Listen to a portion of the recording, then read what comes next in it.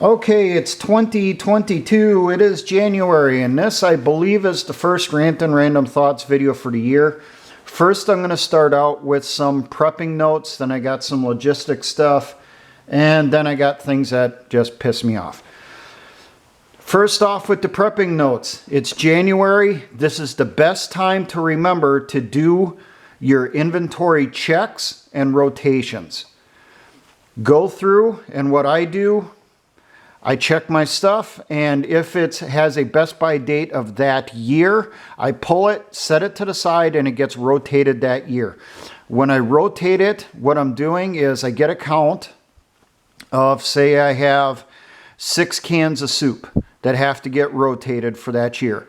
Well, then when I have the cash and it's available in the stores, I get 6 or more cans as a replacement, put those new ones in the inventory and on the shelves. I then pull the ones that are for that calendar year off of that table or shelf or box wherever I set it at, and then take it from there and put it in my regular pantry.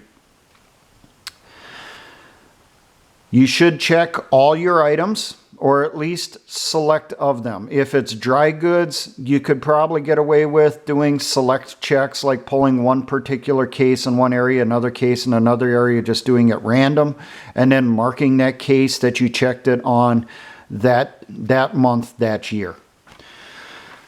You're just going through, make sure that there's been no damage from rodents, from insects, there's no water damage, there's no degradation.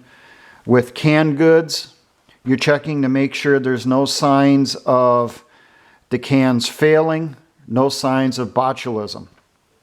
Now, the ones I picked here, I pulled from my stuff. I did that for particular examples. Creamed items like cream corn, cream of mushroom, chicken, cream of chicken, and that stuff. You got to be real careful with those. I would go through, check each individual can, because if they were not canned properly, the food inside could start breaking down. You could end up with botulism, and your cans will start to swell. If you find any of your cans are swelling a little bit, or you see fluid building up around the seams anywhere, that can should be set to the side, replaced, and do not eat that can. It goes into the garbage, or burn it. I do not add it to your garden, because you're just potentially spreading contamination into the soil. So that's a big thing to watch for with creamed items. Another thing that I have to keep watch for, because I've had this issue in the past, tomato-based items. It could be diced tomatoes, it could be tomato soup, it could be something with some type of tomato sauce in it. The acidity in the tomato juice and the tomatoes, it does break down the interiors of the cans. I have had cans rupture in the past, and when they rupture, it's just a little pinhole, and then fungus and stuff starts growing on the cans, and it just spreads from there to other cans as it starts eating the labels on the other cans. So go through, check those. Like I said, when I go through, I do my checks. I pull the stuff that's for that calendar year. So this month I'll be pulling the things that are 2022 Best Buy dates. Set those to the side, put them in a box, put them on a table, another shelf, whatever you come up with. Separate it so that you got an idea of what you need to replace, how much of it, and then go through, rotate it. When you replace it, the new stuff goes in your inventory, that goes on your shelves. And then the stuff that's being rotated, you take it off of that table, out of that box, off of that shelf at that time, and then that goes up to your pantry for use that year. Next thing I'm going to go into here, we're about to go into springtime, so it's time to start planning your gardens. Figure out what you need. You know, what are you short of that you need to plant more of this coming year? And now's the best time to start doing the research on it, especially if you're going to try to get heirloom vegetables, which is always at the top of the list. You should always try to get heirloom seeds, heirloom plants. That way, you can harvest the seeds and reuse them if you're not already. You want that capability. I have to adjust how many tomato plants I have in my garden this year and a few other items. This is also a good time to start planning out where you're going to put certain things in your garden. You want to rotate them around in the garden. Don't keep putting them in the exact same spot every year, because you do end up depleting the soil in those particular areas. It doesn't matter if you add your mulch and all that stuff. There's still going to be certain minerals and that type of stuff which are going to get leached out of the soil by that plant, and it's going to start depleting, and you're going to end up with ever decreasing yields year after year as you go on. So rotate around your plants. You may have had your tomatoes on one side this year, maybe move them to the other side. You know, that type of thing. Also, I would seriously be considering expanding your garden this year if you can, and make sure to put security of the garden in your plans. Having that fencing around there to keep out critters, especially if you live out in the country. If you live in the country, you need to put a fence around your garden that is at least 6 foot in height. Why? Because you got those little antlered raiders that like to come in. Deer love to eat garden plants and the stuff as it's growing on the plants. Best way to get around that, one is a dog. Having a dog outdoors patrolling your property at night or in a cage nearby the garden to scare the deer off. Right behind that is a 6 foot fence that goes all the way around your garden. Now keep in mind, they're not the only raiders that could come into your garden. You also need to plan for your little cottontail ones, the ones with the really long ears. So the bottom, say 2-3 feet of your fencing, maybe you'll want to line that with chicken wire to keep them from shooting through the fencing. I had that problem last year. Apparently we had a fresh crop of bunnies last spring, and they kept raiding my garden all summer, and it took me a while to figure out how they were getting in, and when I found out, they were literally shooting right through the wire on the fence.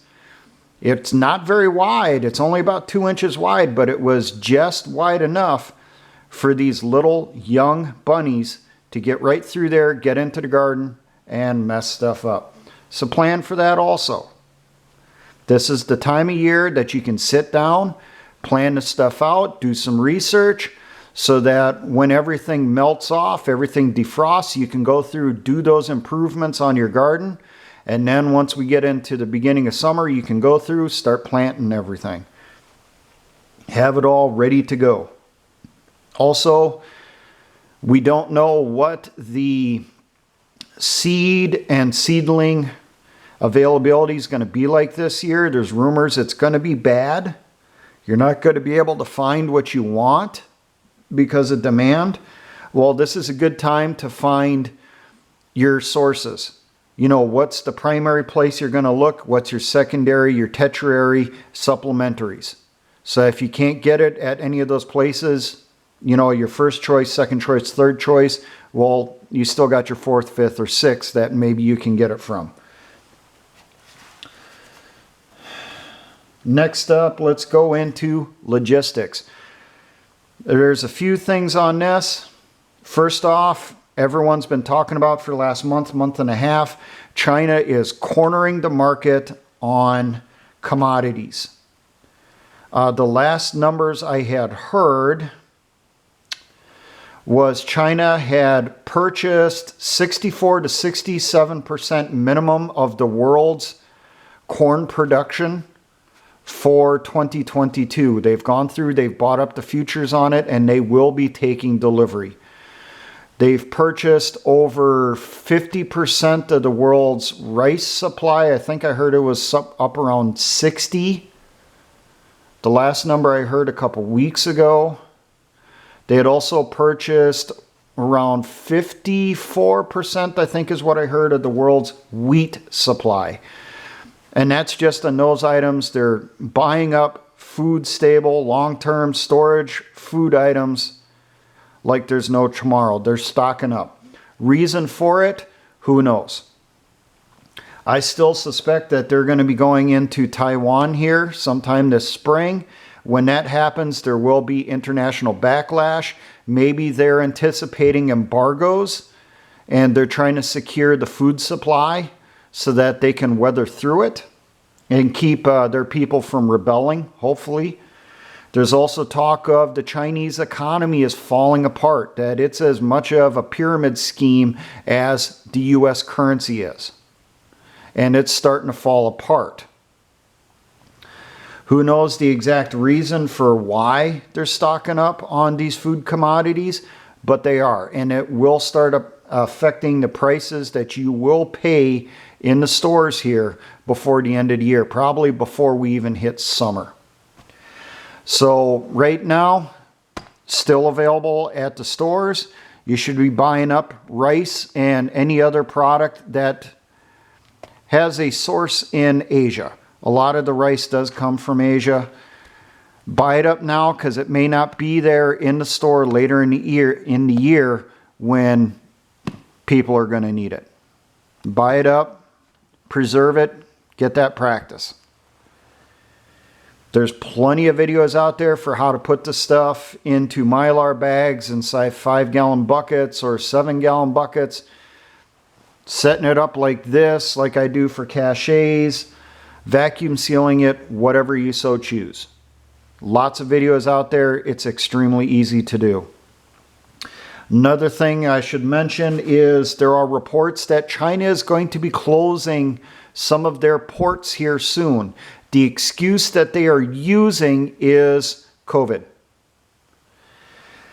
China reportedly has gone to a zero-case policy. They don't want anyone to have it, period. And if anyone comes up positive in an area, they lock the whole area down. So there's rumors that they've locked down a couple of their ports, or they're going to close them here really soon. And they're already shifting the traffic that was going to those ports to the other ports, which is causing backups. It's causing delays like what we've been seeing here in the United States and like the Port of Los Angeles and other places where we got ships backed up for a month or more waiting to get offloaded.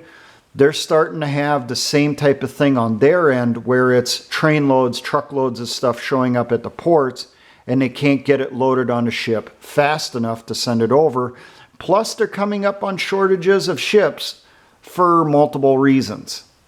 One of those reasons is the ship's still waiting in the ports here at the US for offloading. Another reason is they're still pulling ships to convert them to invasion barges for use against Taiwan. That was in the Chinese press. They outright admitted they were doing it. That was this last summer. They're still doing that. So that's causing a backup there. One of the places I anticipate that's really going to hit us very hard here in the United States is medical supplies. The majority of the medical supplies the United States gets is actually produced in China. That's from antibiotics, your painkillers, your bandages, all of it. A large proportion of it is made in China. So expect to see that there's going to be shortage of supply of this stuff very soon.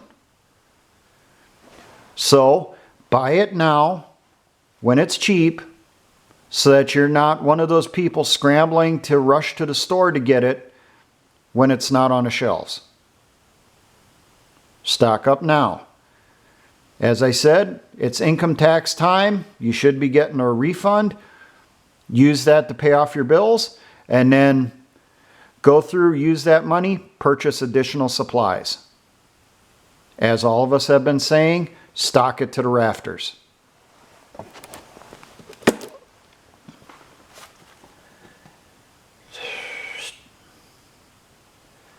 Oh, before someone asks me, because this always comes up whenever I mention China, do I think there's Chinese troops on the ships, in the harbors, waiting to get offloaded?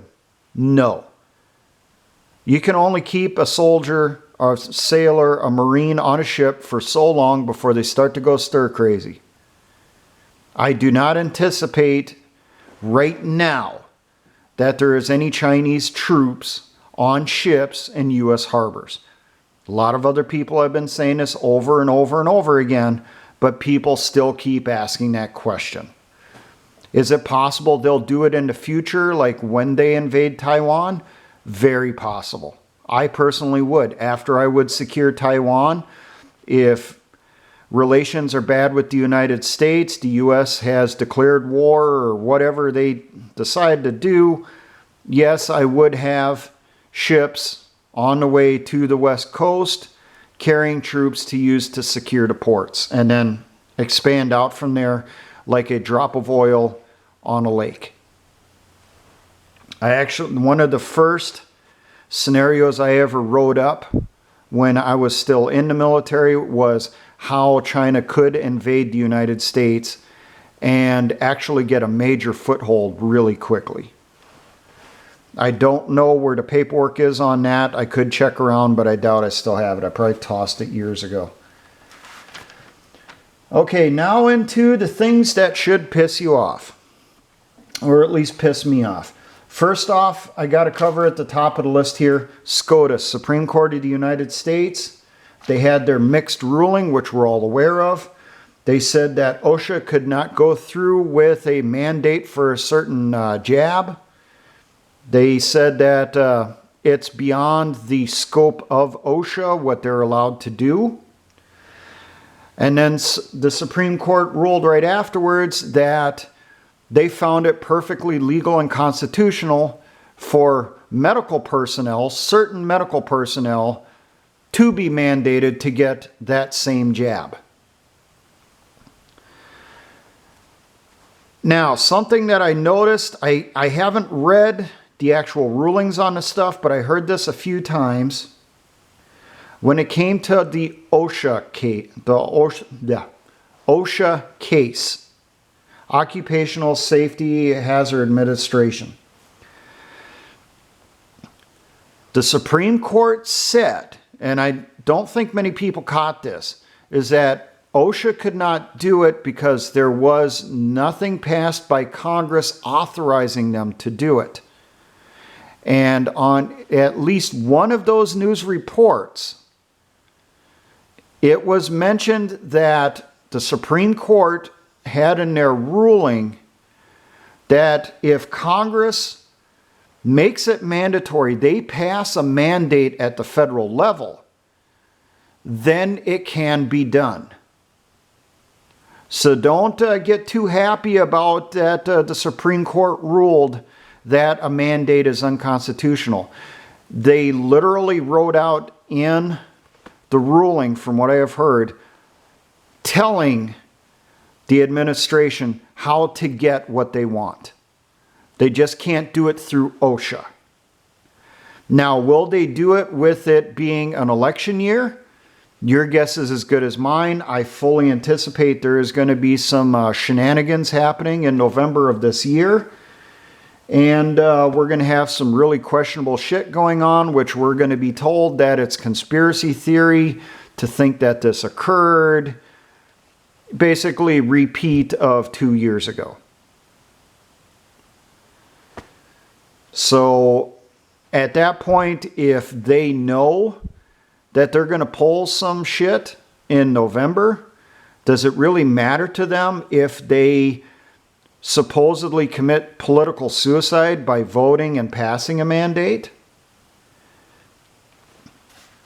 This does kind of fall into about the removal of the filibuster, eliminating it, getting it back to majority vote in the Senate instead of a 60 vote majority.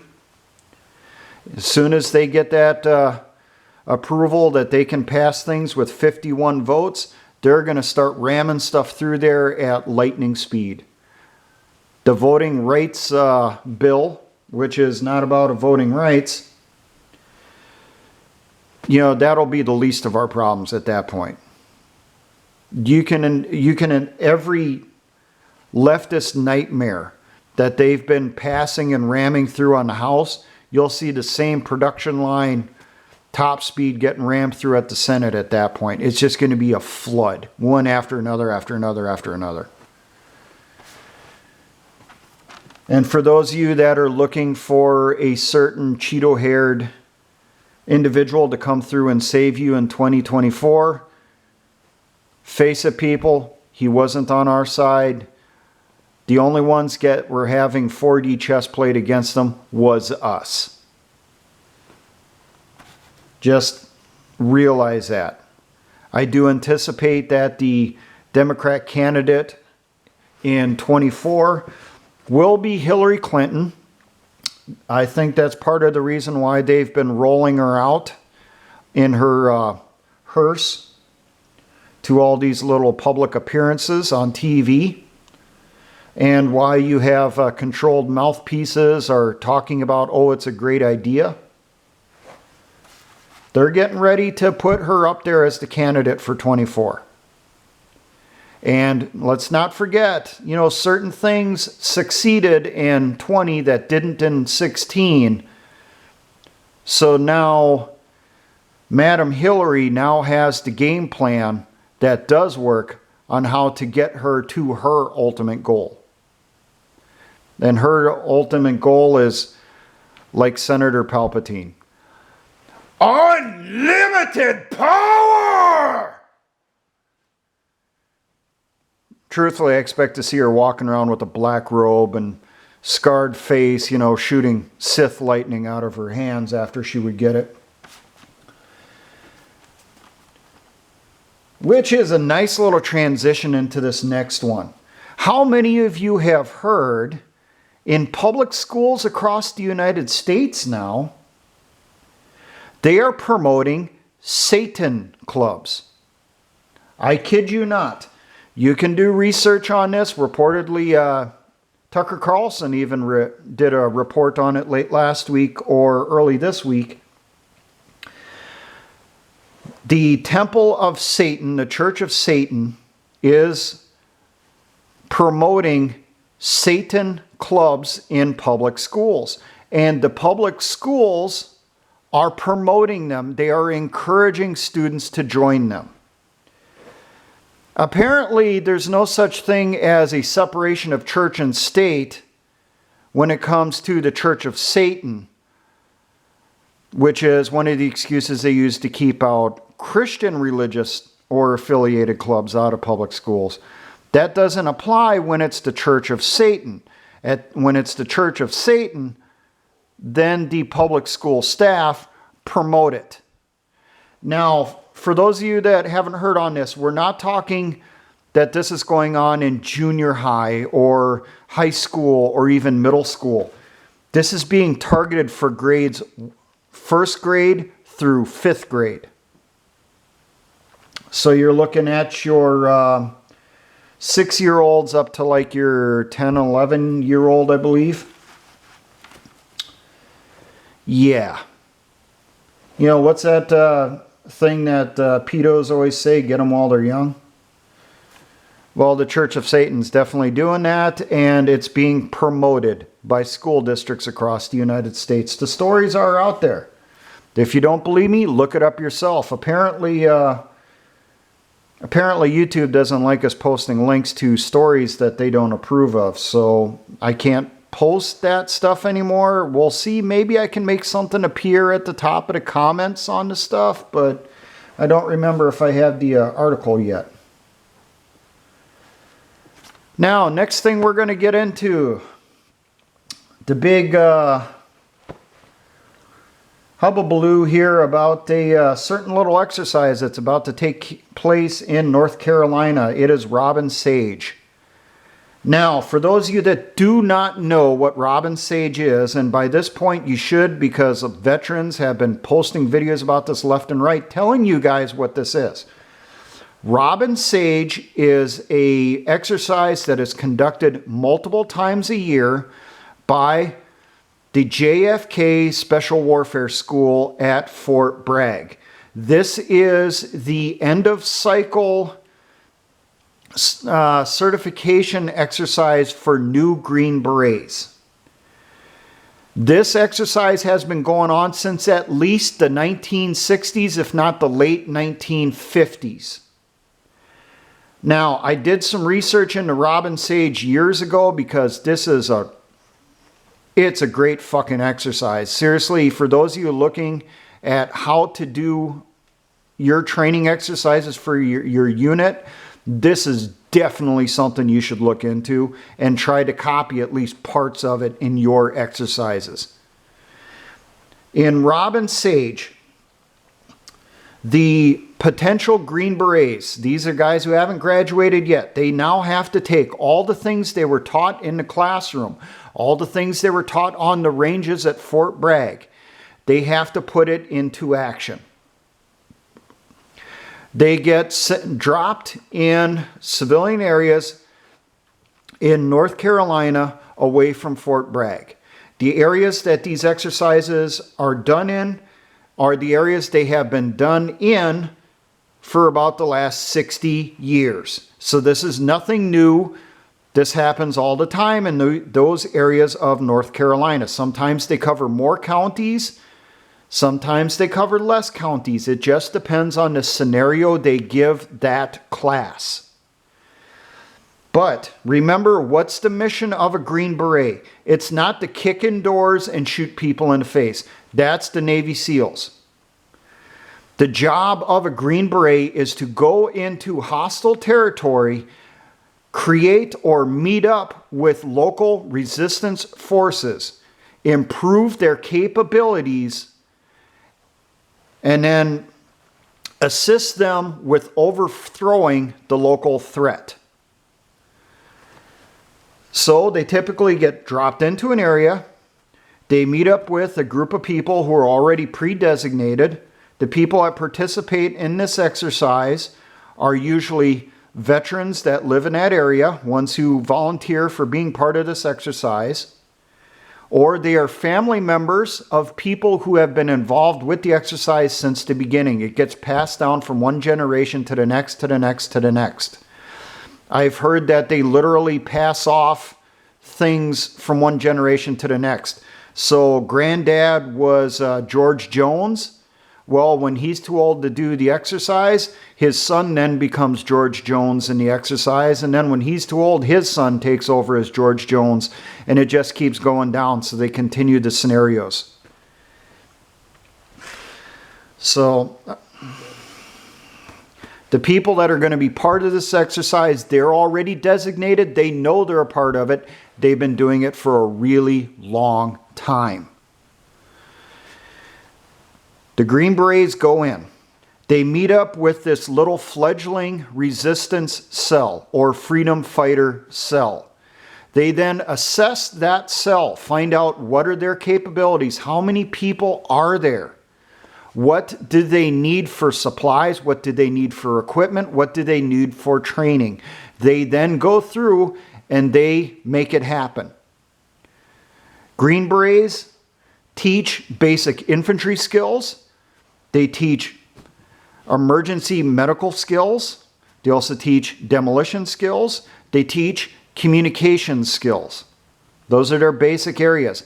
They go through, they teach that to this little cell of resistance fighters. And then over time, a few more people get added in during the exercise.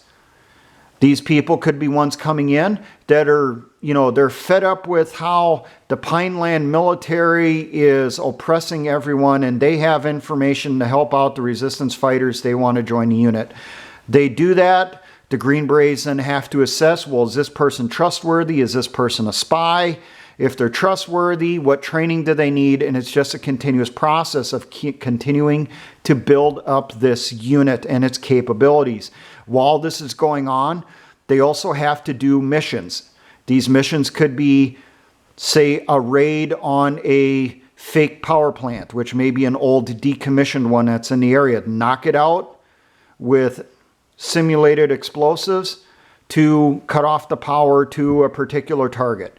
It could be attacking a particular target like a supply dump, or attacking a local military headquarters. It's a farmhouse in the middle of nowhere, that they make to look like it's a military headquarters, that type of thing. It could be performing sniping operations. It could be performing sabotage. It can be performing assassinations, whatever's required in the scenario.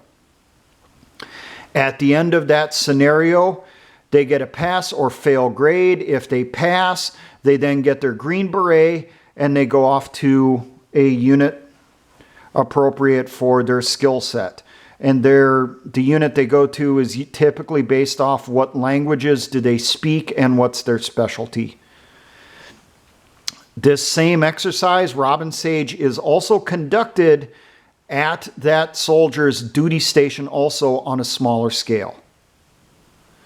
And when those exercises are conducted, and I know this because I was once stationed at Fort Carson. Fort Carson has, I think it's the 10th Special Forces is stationed there.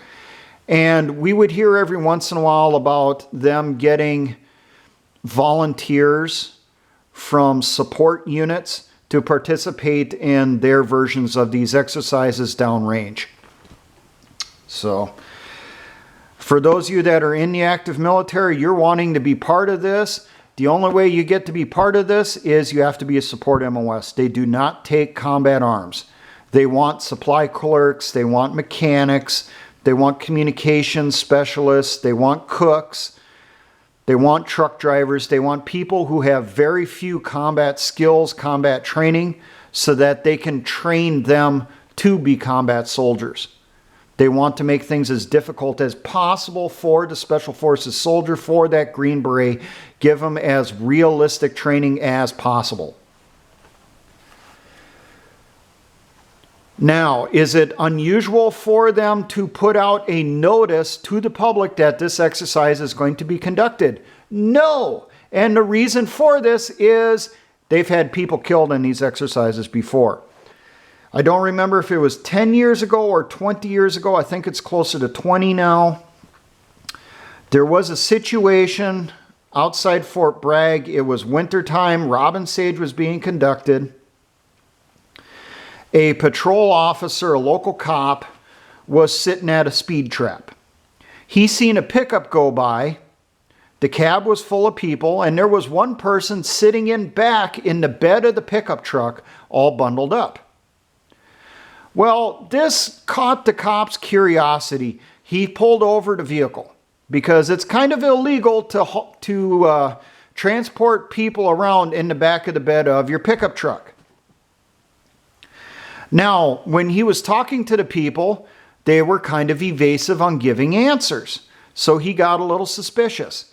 This was after 9/11, or at least it was around the time of 9/11, so everybody was being taught about, oh, we got to be careful of terrorists. Terrorists could be anybody. They could be white people. They could be Arabs, could be anybody. So this cop then wanted to conduct a search of the pickup truck. They consented. Well, during that search, he checked a gym bag that was in back by the guy that was riding in the bed of the truck. Inside that gym bag was disassembled M4 rifles. It would have been M4A1s. So at this point, the Green Beret candidates then resisted and tried disarming the cop. The cop did not know it was a military training exercise. He thought he had actual domestic extremists who were on the way to conduct some type of attack. He pulled out his sidearm and he shot one of the Green Berets and killed him.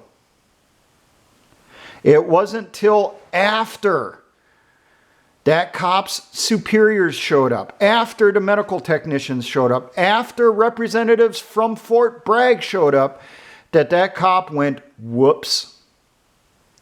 He found out he stumbled right into a military exercise and he accidentally killed someone.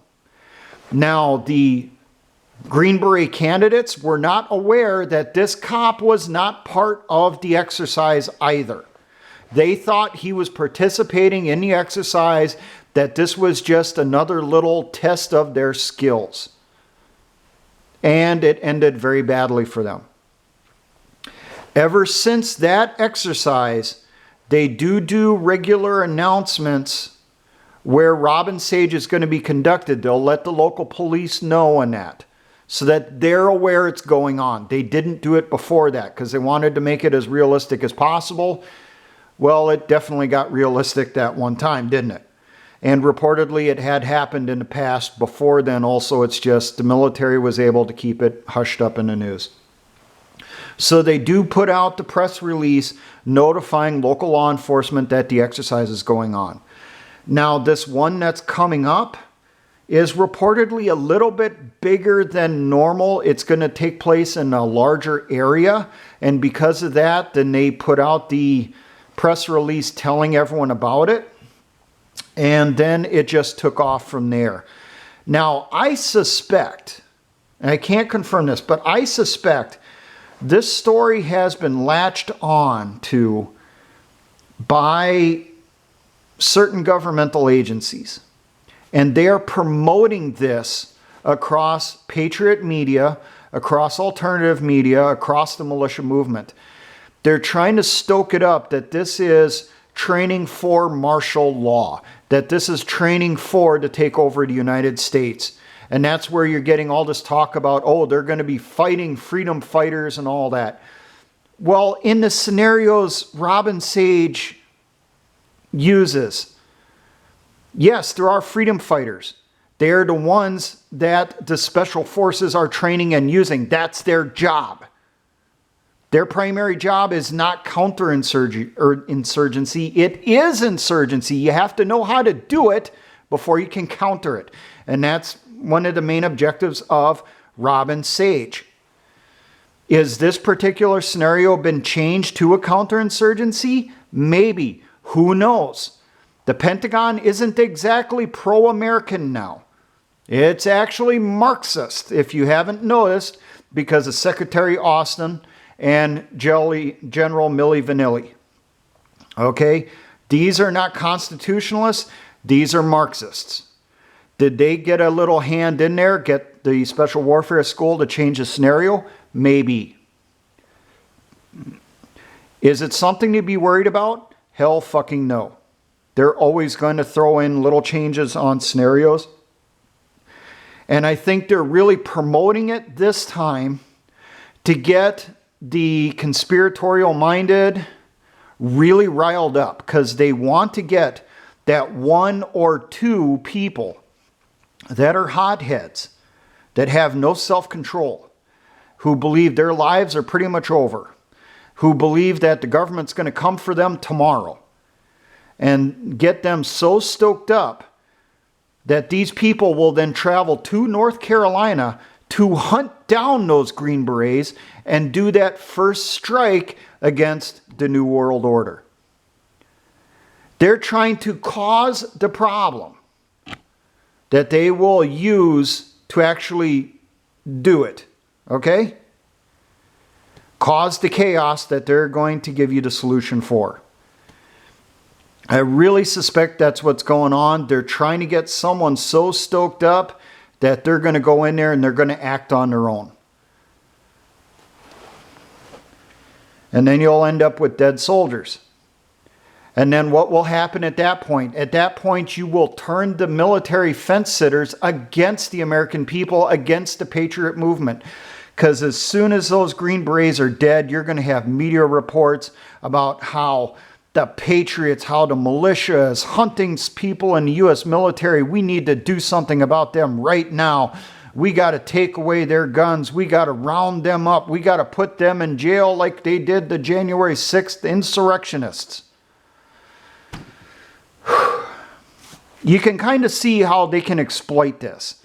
And I suspect they're poking the bear, they're stoking the fire to cause something to happen to get the result that they want. How many times have we said this over and over and over and over and over again? That they're trying to get us to overreact so that they can act against us and be justified in the eyes of the fence sitters. To take the fence sitters and turn them over to them. You getting an idea on this? You starting to think this through? The Robin Sage thing is nothing to worry about. Now, I'm sure there's still someone out there watching this video who's flipping out saying, this is unprecedented. This has never happened before. They're getting ready for martial law. I'm going to tell you something here. Back in the 1990s, when you had the Clintons in charge of the country, that co-presidency, Slick Willie and the Hildebeest, you had two main enemies you fought in every exercise in the U.S. military in the United States. One was the Iraqi Republican Guard, who magically were equipped with BMP-3s and T-80 tanks. Go figure.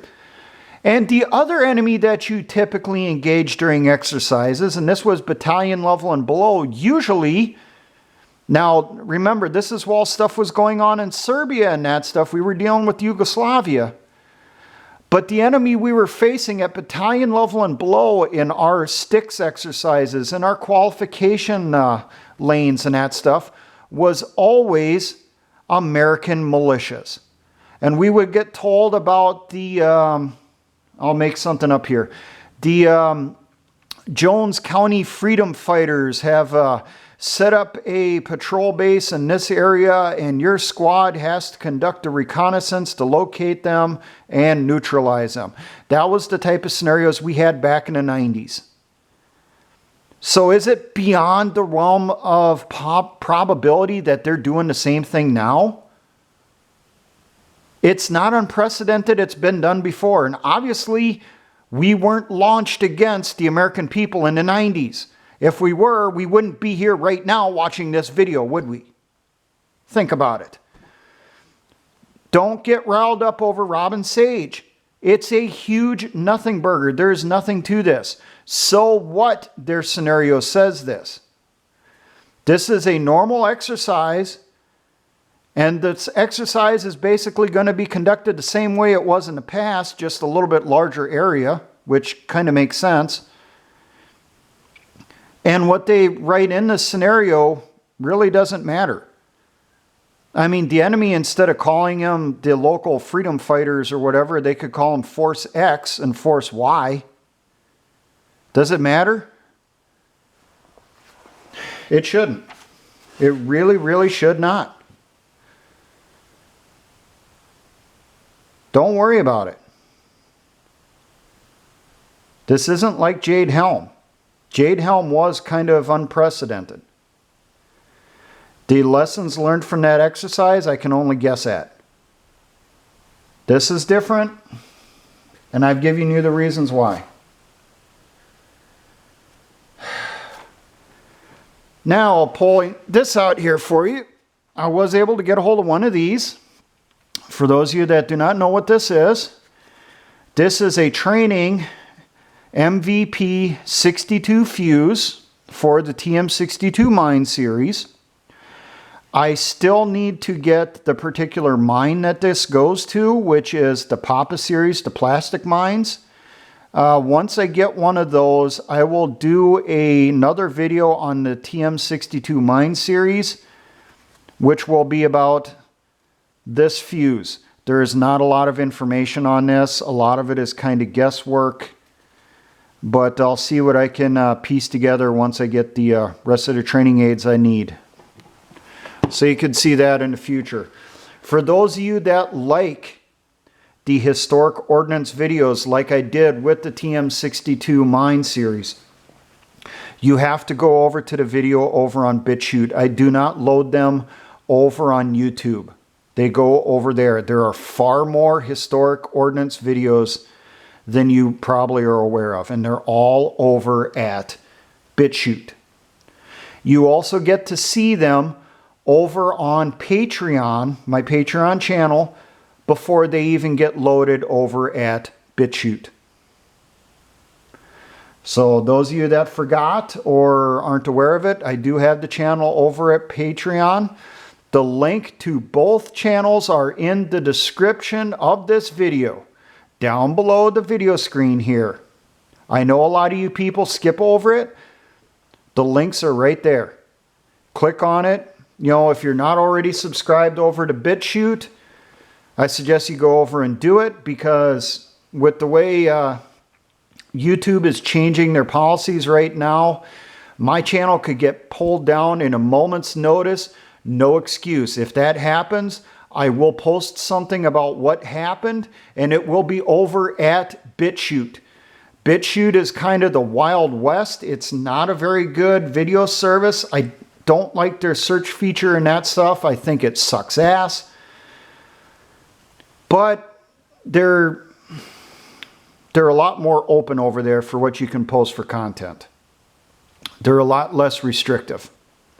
And that's very noticeable because of all the government trolls that are over there constantly going on about in every fucking video anyone makes. They always post comments about, when are you going to talk about who the real enemy is? When are you going to talk about the Jews and everything they've done to destroy the white race? If you're any of those people that keep posting those comments, I'm going to keep deleting them, all right? Just so you know that. And I will flag them also. Stop making the comments. I know you got to because you're being paid to. Fucking paid trolls. There's a lot of that over at BitChute. So, but I post things over at BitChute that you're not going to find over at YouTube. I've now come up with kind of the format here that during holidays I post movies over there, ones that are maybe more obscure people may not be aware of. They could be ones that were made in another country, could be ones that were made 50 years ago, 60 years ago.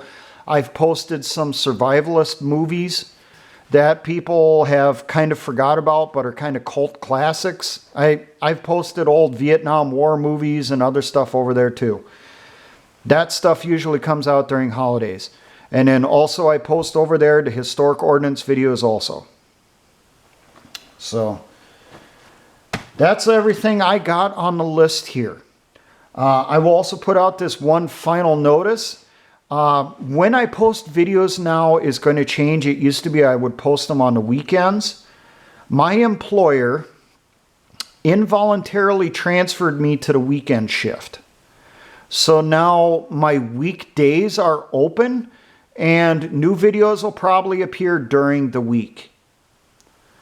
So there, you'll see that change coming up here too. So I'm still working it out because I was transferred not that long ago here. The excuse for why they transferred me is really bullshit, and I've been told by my coworkers that really I should appeal this to my higher level corporate management for violation of corporate policies. But I really haven't made a decision on that yet, mainly because I like this new shift more than the old one, because the supervisors I had on my old shift were a bunch of fucking morons and they truly screwed everything up. Where the supervisors on this weekend shift are people I've worked with in the past, I got along with real well. And the entire attitude of the people working on the shift are considerably better also than where I just left. So there, you're now aware of that. Once again, shameless plug, come over to Patreon if you like what I do. Kick me $1 or $2 or $5, your choice. The money gets used to purchase supplies and training aids. That's how I got this one. I used some of the money off one of my Patreon payments to purchase the fuse. And then hopefully I'll use money from the next Patreon payment to purchase the training mine that this goes to. That's how you can help out with the channel. It's not much. Hey, $1 a month is what? 30 some cents a day? $2 a month, 60 some cents? It ain't a lot. And I post links to videos and news articles over there that people may not be aware of. Occasionally I do patron only videos. I haven't done them as much as I used to in the past. I know I need to get back to doing that. There's a couple that I want to do that would just be for Patreon. I'm not sure when I'm going to get to them, and I'm not even going to tell you what they are, because for all I know I may not get to them till later this year. Who knows?